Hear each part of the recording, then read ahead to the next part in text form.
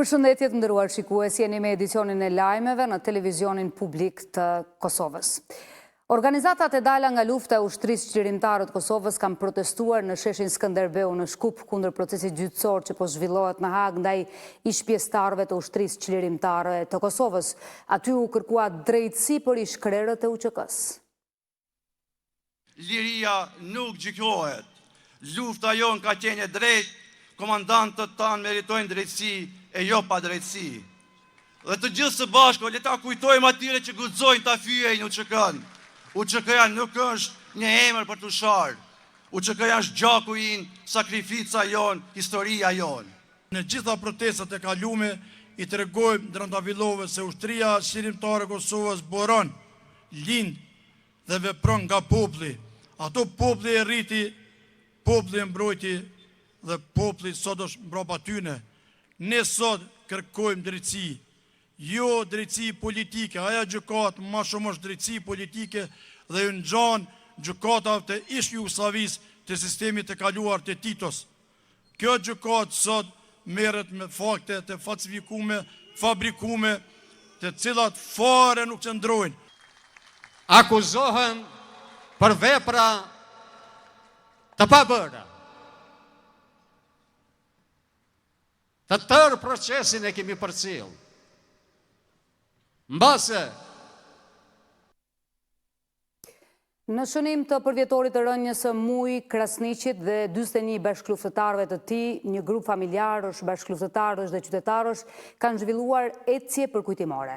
Ecja e tyre është bërë përgjatë shtigjeve të zonës ku ai dhe luftëtarë të tjerë të UÇK-s ranë heroikisht në kufirin Kosovë-Shqipërinë pas shtrik në dhjetor të vitit 1998. Kjo ecje është bërë për të përkujtuar sakrificën dhe qëndresën e luftëtarëve të lirisë. Muj Krasniqi konsiderohet një nga figurat emblematike të ushtrisë qlirimtare të Kosovës në Tukagjinë, ndërsa rënja e tij më 14 dhjetor mbetet simbol i sakrificës për lirinë e Kosovës.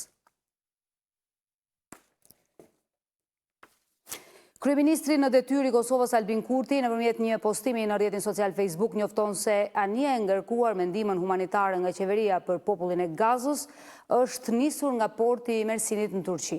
Ai shkruan se dërgesa humanitare ka vlerë prej 500.000 euro dhe përfshin tenda, pako ushqimore, batanie, si dhe 158.000 racione të ushqimit ngrohtë të destinuara për banorët e Gazës. Sipas tij, vendimi për dërgimin e ndihmës nga qeveria ishte marrë në muajin janar, por realizimi i tij u bë i mundur vetëm pas marrëveshjes së fundit të paqes të arritur në udhëheqjen e presidentit të Shteteve të Bashkuara të Amerikës, Donald Trump.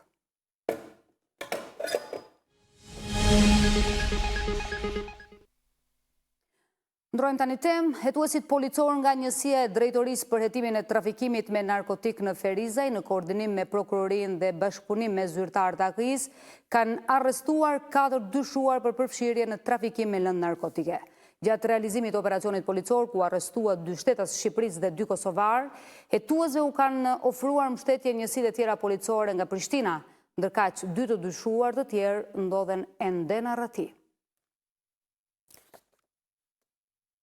Policia e Kosovës njofton se brenda 24 orëve janë shënuar 58 aksidente trafiku, 1 me fatalitet, 17 me lëndime trupore dhe 40 me dëme materiale.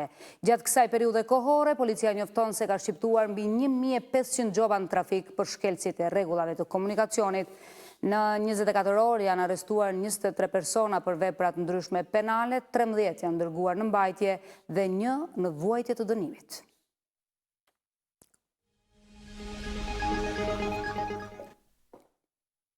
Shohim tani zhvillimet kryesore nga bota. Emisari i posaçëm i presidentit amerikan Steve Witkoff nis një raund të ri diplomatik në Europë me takime në Gjermani me presidentin e Ukrainës Volodymyr Zelensky dhe lider kryesor evropian në përpjekje për avancimin e planit për paqe në Ukrainë. Emisari i posaçëm i presidentit amerikan Steve Witkoff do të mbërrijë gjatë këtij vikendi në Evropë, konkretisht në Gjermani, ku do të takohet me presidentin e Ukrainës Volodymyr Zelensky, si dhe me lider evropian në një rundë të ri bisedimesh për të dhënë fund luftës në Ukrainë. Emisari Witkoff do të bisedojë me liderët evropian për draft propozimin më të fundit të planit për paqe. Sipas gazetës Wall Street Journal, e cila raportoi e para për detajet e takimeve, në këtë rund pritet të marrin pjesë kryeministri britanik Keir Starmer, presidenti francez Emmanuel Macron dhe kancelari gjerman Friedrich Merz. Konfirmimi për udhëtimin e emisarit amerikan dhe takimin me presidentin e Ukrainas vjen disa ditë pasi Ukraina ja dorëzoi Shteteve të Bashkuara versionin e rishikuar të planit 20 pikësh për paqe.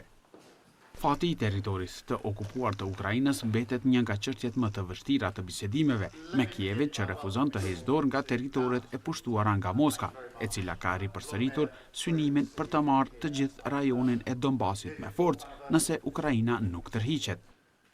Ndërkohë që përpjekjet diplomatike të SBA-s po vazhdojnë, Evropa është përqendruar në çështjen se si ta ndihmojë Ukrainën në rast të arritjes së një marrëveshje për paqe, ndërsa po zhvillohen vazhdimisht bisedime për garancitë e sigurisë dhe financimin.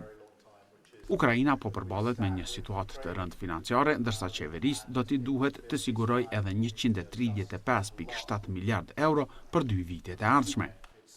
Të njëjtën, Bashkimi Evropian është pajtuar që t'i mbajë të ngrira asetet ruse që ndodhen në BE në vlerë rreth 210 miliard euro.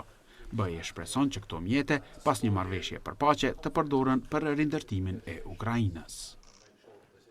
Luftimet mes Tajlandës dhe Kambodgjës kanë vazhduar pavarësisht pretendimeve për një armëpushim, duke shkaktuar kështu viktima, evakuime masive dhe duke vënë në pikpyetje përpjekje diplomatike për ndaljen e konfliktit kufitar. Luftimet mes forcave të Tajlandës dhe Kambodgjës kanë vazhduar edhe të shtunën pavarësisht deklaratës së presidentit amerikan Donald Trump se të dyja palët ishin pajtuar për një armëpushim. Kryeministri i Tajlandës, Anutin Charnvirakul, ka thënë se një armëpushim është i mundur vetëm pasi Kambodgja të tërheqë forcat e saj nga kufiri dhe të largojë minat toksore. Ai ka deklaruar se Tajlanda do të vazhdojë veprimet ushtarake derisa të mos ketë më kërcënim ndaj territorit dhe qytetarëve të saj. Të dyja palët kanë raportuar për bombardime dhe shkëmbime artillerie përgjatë kufirit. Ministria e Mbrojtjes e Kambodgjës ka thënë se avion luftarak tajlandez kanë goditur disa objektiva, ndërsa Tajlanda ka raportuar për civil të plagosur nga sulme me raketa kambodgjiane. Të paktën 21 persona kanë humbur jetën nga përleshjet e fundit, ndërsa rreth 700.000 persona janë evakuar në të dyja anët e kufirit. Presidenti Trump kishte deklaruar se pas bisedave me liderët e të dy vendeve ishte arritur një marrëveshje për ndaljen e zjarrit dhe rikthimin të armëpushimi i nënshkruar në tetor në Malajzi. Megjithatë, as Tajlanda dhe as Kambodgja nuk kanë konfirmuar publikisht një armëpushim të menjëhershëm. Kryeministri tajlandez ka theksuar se vendi i tij nuk është agresor, ndërsa udhëheqja kambodgjiane ka thënë se luftimet do të vazhdojnë për të mbrojtur sovranitetin kombëtar. Konflikti kufitar mes dy vendeve u përshkallëzua më 24 korrik pas sulmeve me raketa të Kambodgjës ndaj Tajlandës dhe kundër përgjigjes me sulme ajrore nga ana tajlandeze. Të dyja palët vazhdojnë të akuzojnë njëra tjetrën për nisjen e luftimeve. Tajlanda dhe Kambodgja kanë një mosmarrëveshje kufitare që zgjat mbi një shekull përgjatë një kufiri toksor prej rreth 800 kilometrash, i përcaktuar fillimisht në vitin 1907 gjatë sundimit kolonial francez në Kambodgja. Ishte gjithçka e përgatitur për këtë edicion lajmesh, do të takohemi bashkë në edicionin qendror në 19:30. Miropafshim.